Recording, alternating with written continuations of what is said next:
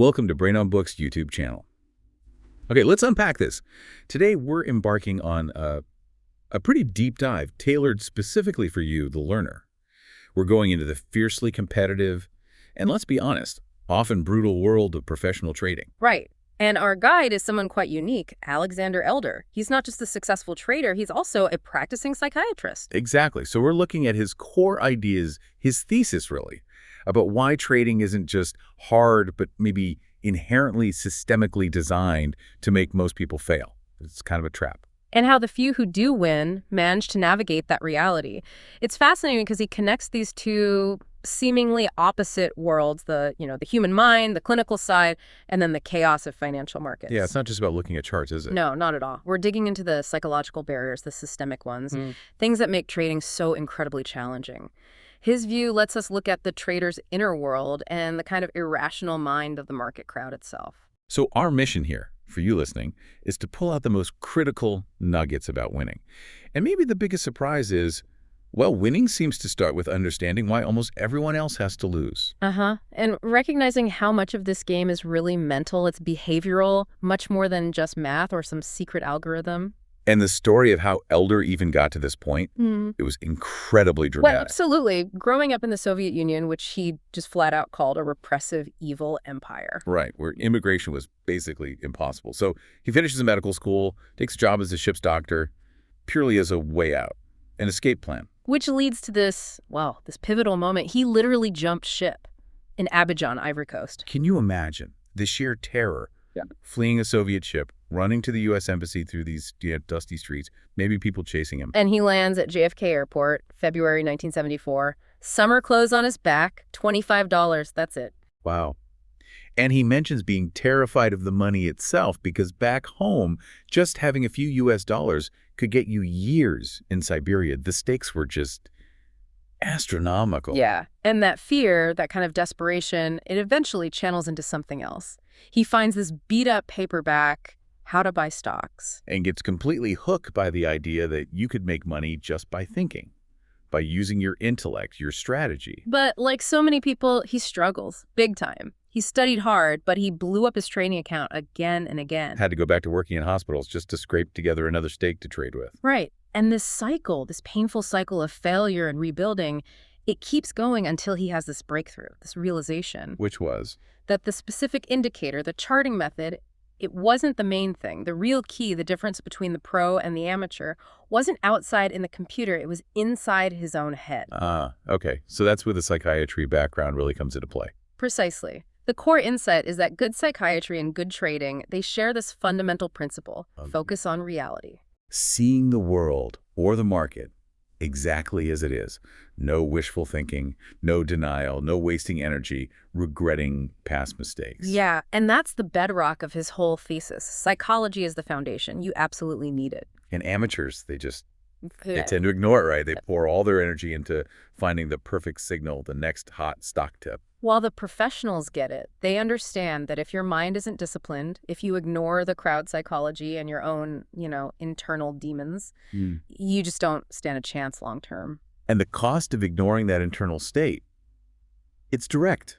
It leads straight to financial ruin. Absolutely. It's that inability to manage emotions, which then leads directly to terrible money management. It's not just feeling bad. It's the whole cycle, isn't it? The anxiety before you even click buy, the fear of losing, making you sell too soon. Or that crazy elation after a win that makes you bet the farm next time. Followed by the crash, the humiliation after a big loss. And Elder argues that these individual feelings, when you multiply them by thousands of traders acting all at once, they merge into these. He calls them huge psychological tides. And that's what actually moves the markets, not just buy orders versus sell orders. That's his point. Amateurs spend, say, 90% of their effort finding the perfect entry, but the second they're in the trade, they lose all control. They stop analyzing. And just ride the Vono roller coaster, squirming in pain or grinning like an idiot. Exactly. Missing the most critical part, managing themselves, managing their position size. It's interesting, too, looking at why people trade in the first place. They're the obvious reasons. Money, freedom, the intellectual challenge. Sure, the rational motives. But then there's this darker side, this irrational undercurrent. The thrill of gambling, maybe. Or even, and this is kind of disturbing, self-sabotage. Using the market to act out internal conflicts. destructive patterns. He really emphasizes this. The market is almost unique in offering limitless ways for self-destructive people to just systematically destroy themselves, fulfilling some subconscious need to fail. Wow. Trying to use trading as therapy sounds like the most expensive therapy imaginable. You bet. Trying to resolve deep psychological issues or holding contradictory desires like wanting wealth, but being terrified of actually achieving it. It's a recipe for disaster in the markets. So, okay, if the market is this minefield for the self-destructive, what's the right mindset? What should the goal be if it's not just about grabbing cash? This is the paradox Elder lays out. The goal of a really good trader isn't actually to make money. Okay. It's to trade well, to focus entirely on the process, on sticking to the rules, on objective analysis, constantly improving. If they do that right, the money. It follows almost as an afterthought. It's about excellence in the process itself. Exactly. It's a pursuit of mastery, not just instant riches. I love that story he tells about this successful trader in New York. Someone asks him his financial goals, and he doesn't give a dollar figure. Right. He says his goal is just to get 0.5% smarter each year. Just 0.5%, but compounded over a lifetime. That focus on tiny incremental gains in knowledge and discipline, that's what leads to winning. And think about that Texas trader he mentions, the guy whose emotions were so flatlined, you could sit across from him while he was day trading, and you'd have no clue if he was up $2,000 or down $2,000. Total focus on execution, sticking to the plan. Yeah. Completely detached from the immediate profit or loss swings. That emotional neutrality, that's the gold standard for a professional. Okay, so we've talked about the internal battle. Let's shift gears now to the external reality, the system itself. Because we need to face this cold, hard fact. Why do most traders lose? It's not just bad luck or a lack of skill, is it? No, and this is a tough pill to swallow for newcomers. The trading industry, its very structure, is set up so that most people have to lose money. How so? Well, the whole infrastructure, the exchanges, the brokers, the regulators, the data vendors, even the advisors, they all make money by draining capital out of the market. So they need a constant flow of losers. Elder uses this really stark analogy, like the ancient Egyptians needing a constant supply of slaves to build the pyramids. The financial markets need a fresh supply of losers to keep feeding the industry machine. That completely upends the common idea that trading is a zero-sum game. Right. The amateur thinks, okay, for every winner, there's a loser. If I'm just a bit smarter than average, I can win. But that's not the reality. The reality, the undeniable truth, is that it's a minus-sum game. Because the industry takes a cut from every single transaction. Commissions and, crucially, slippage. Like playing roulette in a casino. Exactly like roulette. Even if the house edge is only, say, 3% or 6% over enough bets, it guarantees the house wins and the players collectively lose. Trading is the same, but the house edge can be much bigger. Let's put some numbers on that. That $10 bet on the Dow example is brutal. Yeah. If you and I make that bet through brokers, the loser doesn't just lose $10. With fees and costs, maybe they're out $13. But the winner doesn't get the full $10 either. They might only pocket $7. Exactly. So $6 just vanished, sucked out by the industry in the middle.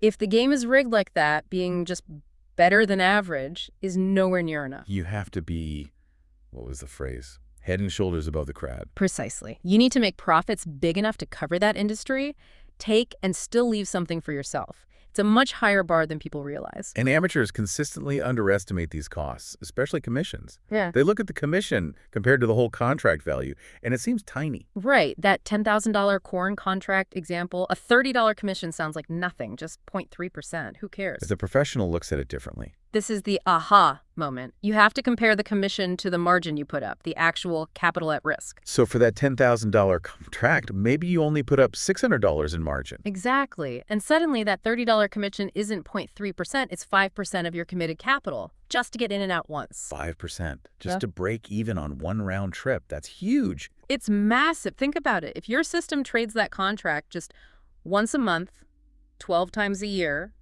you need a 60% gross return just to cover commissions before you make a single penny of net profit. Wow. That completely changes how you have to think about frequency. You need to trade less, be much more selective. Absolutely. And commissions are only part of the drain. Then you have the piranhas and sharks, as Elder calls them, slippage. Which is the difference between the price you wanted and the price you actually got filled at. And it's almost always worse for you. It's like a hidden tax on every trade. He breaks it down into 3 types. The first is just common slippage. The bid-ask spread. Yeah, the price floor traders sell at versus the price they buy at. When you hit the market order button, you automatically cross that spread, you pay it, money straight from your pocket to theirs. So on an S&P 500 contract, if the spread is 10 points, that's $50 per contract every time. Every single time, just for the privilege of trading. Then there's volatility-based slippage. This is where it gets really painful. When news hits or the market's moving fast, Your order gets filled way off the mark. You might see 20, 30, even 100 points of slippage on a major index. It just shreds your account if you're caught on the wrong side. and the third type, this one's chilling. Criminal slippage. Yeah.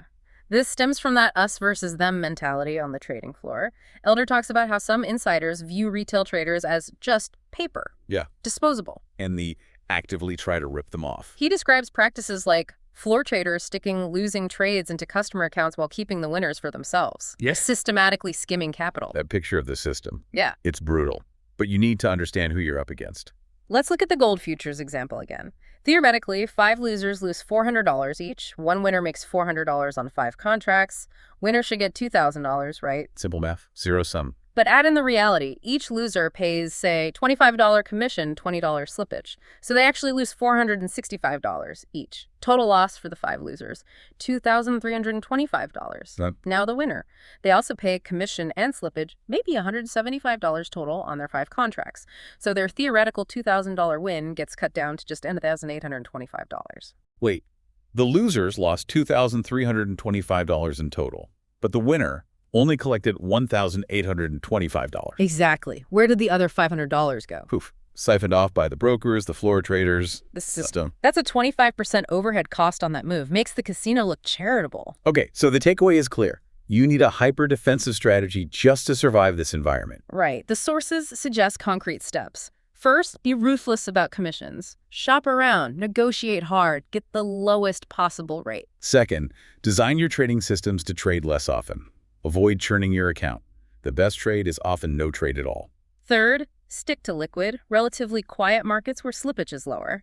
And use limit orders whenever possible, specifying your price, instead of market orders that guarantee you pay the spread and risk volatility slippage. So given this hostile external environment, the only real control you have is internal, over yourself. Exactly. And this is where the deep dive really gets into the psychology. Moving from amateur to pro requires this fundamental shift, this transformation. Elder breaks it down into 7 key rules for discipline. Rule number 1, commitment. This isn't a get-rich-quick thing. You have to decide you want to be doing this professionally 20 years from now. Yeah, treat it like a serious, demanding career, not a side hustle or a lottery ticket. Rule 2, learn, but be skeptical. You need to absorb everything, read constantly, listen to experts. But question everything. Don't take any advice at face value. The market's full of conflicting interests and bad advice. You have to build your own understanding. Rule 3, patience. Don't rush. Don't get greedy. Amateurs feel this constant pressure, this FOMO fear of missing out. They jump in too soon. Professionals know the market will always offer opportunities. They wait. They let the setup come to them. Rule 4, develop a method. You need a system, a set of rules. If A happens, then B is likely. And it has to be tested rigorously on historical data, then refined, and, crucially, written down.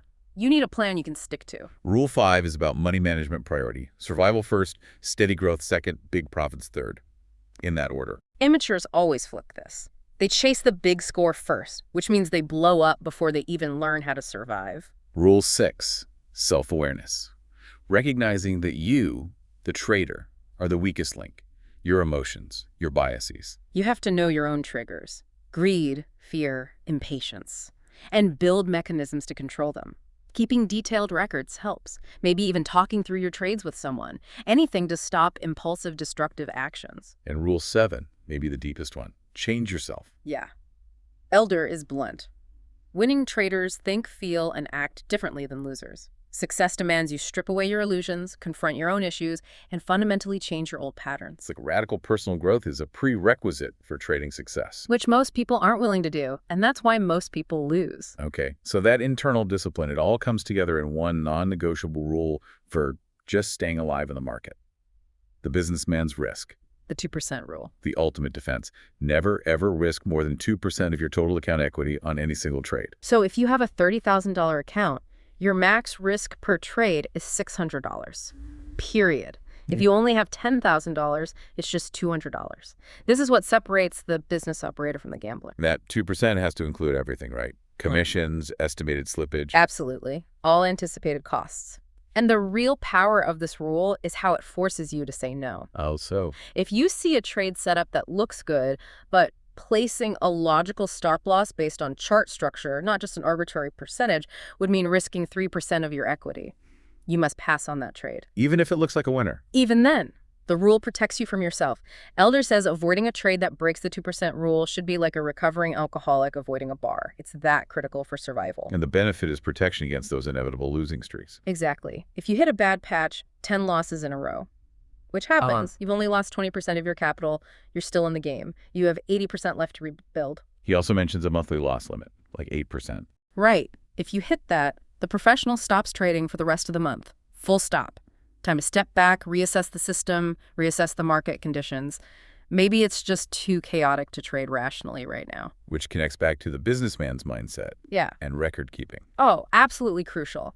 Bad records are the sign of a gambler who doesn't want to face reality. A professional keeps meticulous records. What needs to be in there?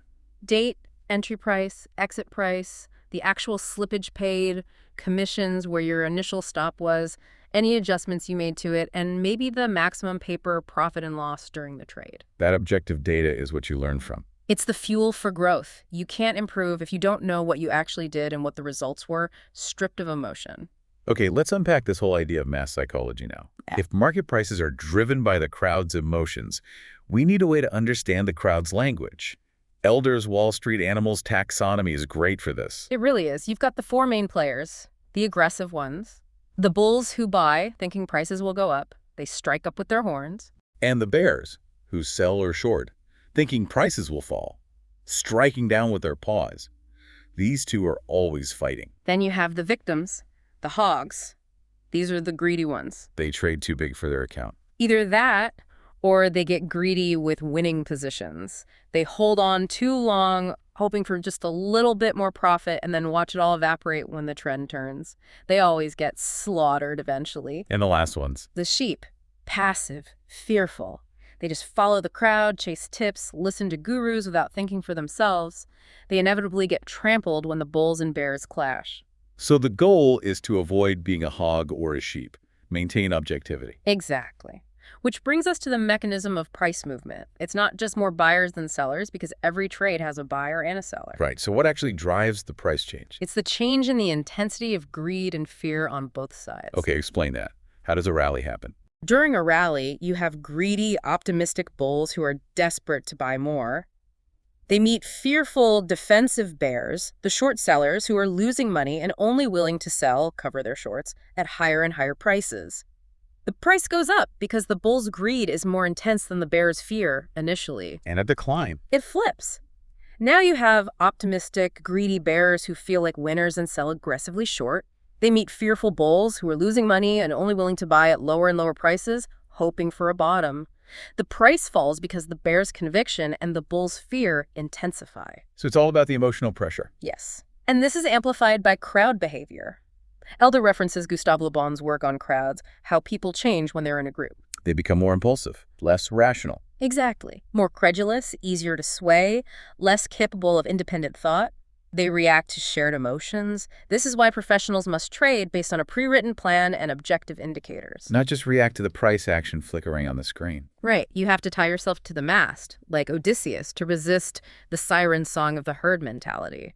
Otherwise, you'll get swept up in the mania or the panic. So technical analysis, then, is basically applied social psychology. That's a great way to put it. Charts, patterns, volume, they're just visual representations of the battle between bulls and bears. The technician's job is to read that crowd behavior. To figure out who's winning, who's losing steam, and when a reversal might be coming. But even technicians can get sucked in. The longer a trend goes, the more they might start to believe it'll last forever, missing the turn. That's why the written plan, the objective rules, are paramount.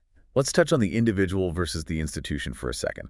Institutions seem to have all the advantages. They do have huge advantages. Tiny commissions, armies of researchers, better intel. Elder gives examples like CIA analysts spotting trends, or oil companies getting news way before the public. Plus, they often have more discipline imposed externally. Sounds impossible for the little guy to compete. It seems that way. But the individual trader has one massive edge. One crucial advantage the institutions often lack. Which is? They don't have to trade. Institutions like banks hedging bonds or food companies hedging grain prices, they often must be in the market, even at bad prices, because they're managing real-world business risk or client flows. But the individual? The individual can wait for the perfect setup, the A-plus opportunity. They have the luxury of supreme patience. But most amateurs throw this advantage away. By overtrading. Yeah. Feeling like they always need to be in. Exactly. Driven by greed or impatience. The successful individual trader cultivates patience, waits for the fat pitch, and avoids the marginal plays the institutions might be forced into. Okay, let's get into the specific tools Elder highlights for reading that crowd commitment.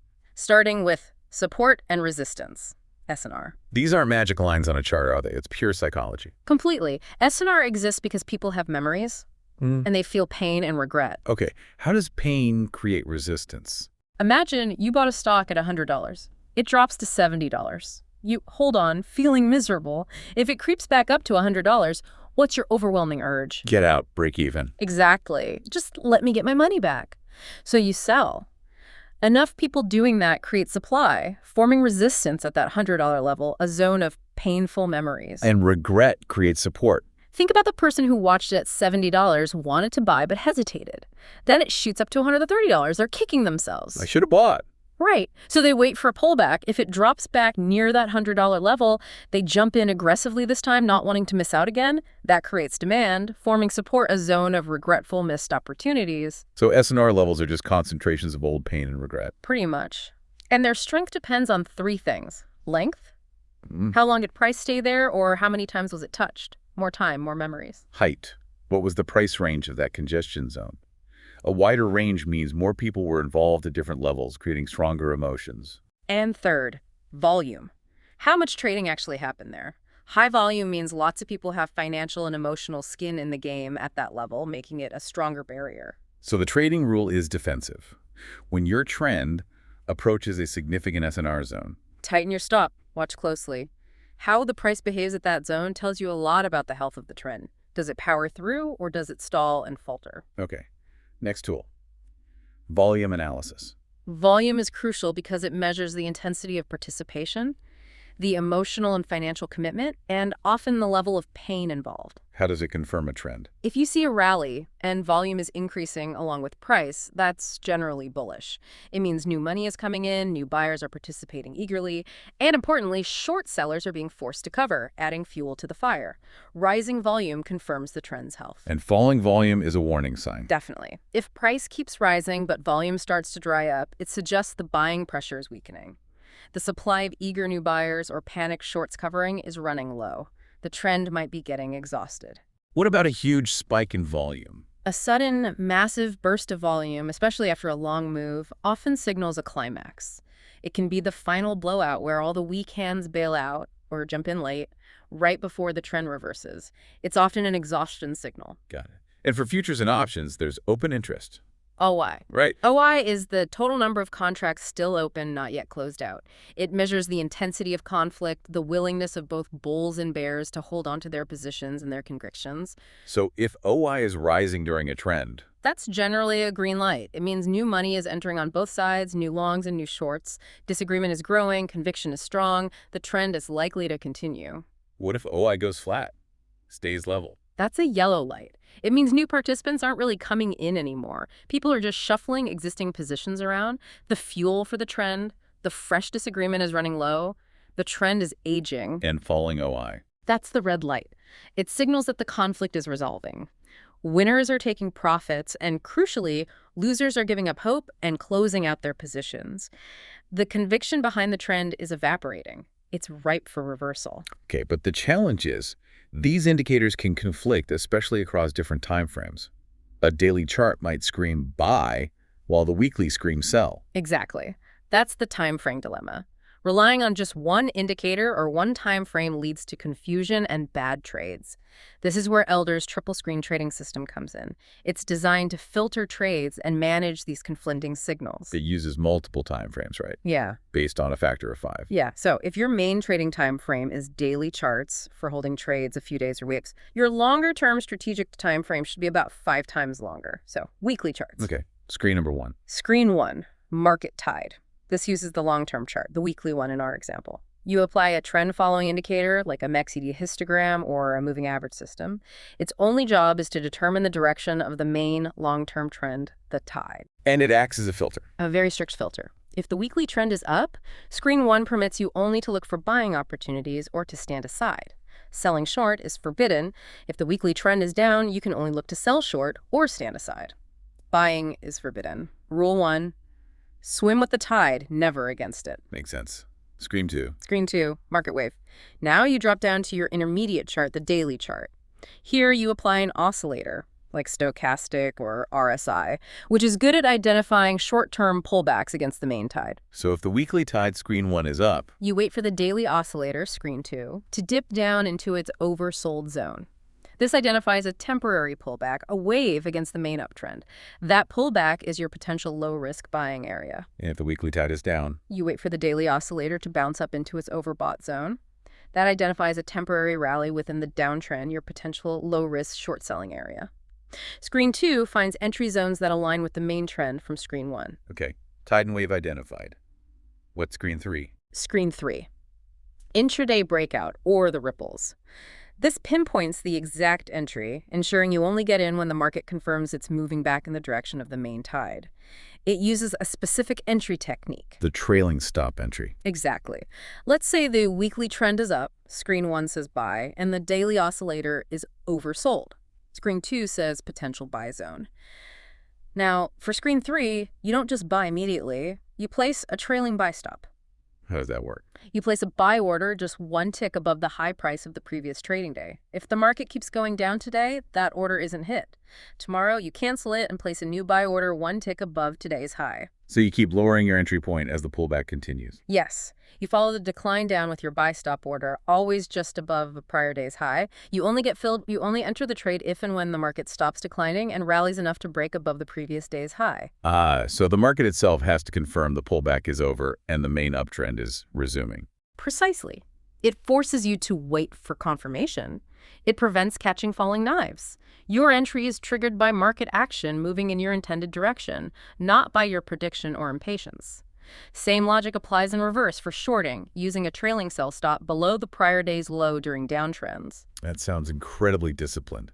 Takes the emotion out of the entry decision. That's the goal. The whole system is about imposing discipline. And tied into that, absolutely non-negotiable, is defensive money management, especially setting stops. Because emotional trading is the enemy, and stops are your defense against yourself sometimes. Absolutely. And the cardinal rule. Stops are defensive tools. You never move your initial stop loss further away from the current price to give a losing trade more room. That's a guaranteed path to ruin. Giving a loser more slack, that's the amateur move. It's the kiss of death. Professionals cut losses quickly. So you need 3 essential stops for every trade. First, the stop loss order. Placed immediately when you enter. Immediately. Before you even log off, it has to respect that 2% maximum risk rule we talked about. And it should be placed at a logical level based on the chart below a recent support level for a long trade, for example. If the market hits it, your analysis was wrong. Get out. No arguments. Second stop. The break-even order. Once the trade moves significantly in your favor, maybe by more than the average daily price range, you move your stop loss up to your exact entry price. So now you can't lose money on the trade. Right. Psychologically, that's huge. It shifts your focus from fearing a loss to managing a potential gain. In the third stop, protecting profits. The protect profit order. You have to treat paper profits like real money, because they are. Elder suggests the aggressive 50% rule. Meaning? If your trade gains, say, 10 points, you immediately move your stop to lock in half of that gain 5 points. If it gains 20 points, you lock in 10.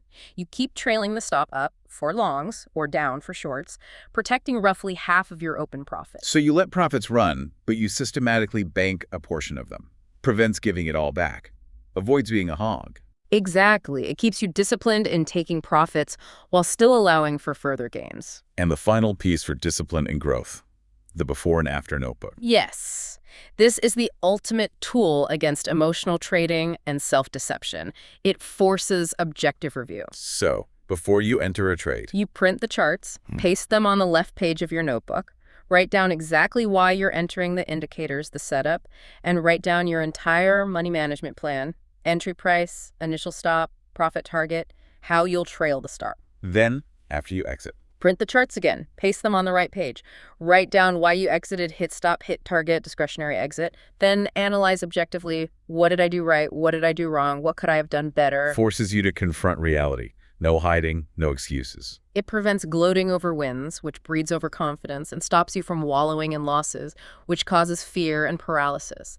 It's pure systematic self-correction, the engine of improvement. Wow. We have covered a massive amount of ground here. I mean, from the really harsh reality of the minus-sum game, the commissions, the slippage, realizing you have to be head and shoulders above the crowd just to break even. Right, through to the absolute necessity of ironclad discipline, like the 2% rule for survival. And then the more sophisticated tools like understanding crowd psychology through S&R, volume, open interest, and applying a structured approach like the triple screen system. Yeah, and ultimately, the core message from Elder seems incredibly clear. Success in this brutal arena isn't about finding some magic indicator. It rests on 3 legs. A solid method for analysis, rock-solid defensive money management, and the personal, almost radical discipline to stick to your plan. Especially when the market gets crazy. Exactly. He compares the market to a manic-depressive person swinging wildly from euphoria to despair. The professional's job is just to stay objective, to trade against the extremes of that crowd hysteria, using their plan as an anchor. So perhaps the final thought for you, the listener, is this. The market offers unlimited opportunities for self-destruction, but also for growth. Success seems less about predicting the future and more about mastering yourself. That's it. Focus on managing your losses, on trading right, on the process. If you get the defense right, the profits tend to take care of themselves over the long haul. If you enjoyed this deep dive into the harsh realities and psychological edge required for trading for a living, and you want to listen to a detailed summary of more finance-related books, then hit that subscribe button now.